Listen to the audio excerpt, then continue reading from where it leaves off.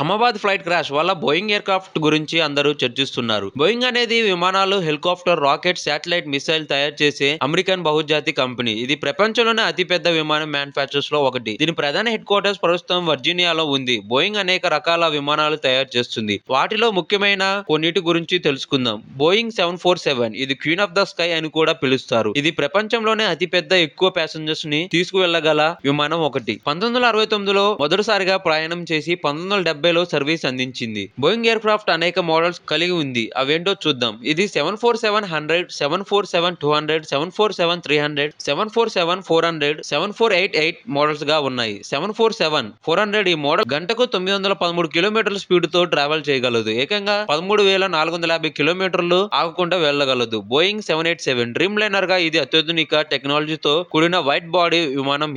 దీనికి బాడీ ఎక్కువ carbon fibre వంటి తేలికైన మెటీరియల్స్ తో బిల్డ్ చేశారు. ఇది ఫ్యూల్ సామర్థ్యాన్ని పెంచి పొల్యూషన్ తగ్గిస్తుంది. దీంట్లో 7878, 7879, 7810 వంటి మోడల్స్ ఉన్నాయి. 7878 డ్రీమ్ లైనర్ సుమారు 252 మంది ప్యాసింజర్స్ ను గంటకు 903 కిలోమీటర్ల వేగంతో 13,620 కిలోమీటర్లు ట్రావెల్ చేయగలదు. ఇది రోల్స్ రాయల్ ట్రెంట్ 1000 ఇంజన్లతో ఉపయోగిస్తారు. బోయింగ్ 737 ప్రపంచంలోనే అత్యధిక ఉత్పత్తి చేయబడిన జెట్ విమానం ఇది. ఇందులో అనేక రకాల మోడల్స్ ఉన్నాయి. వాటిలో 737 మ్యాక్స్ సిరీస్ ఇటీవల ప్రమాదాల కారణంగా వార్తల్లో నిలిచింది.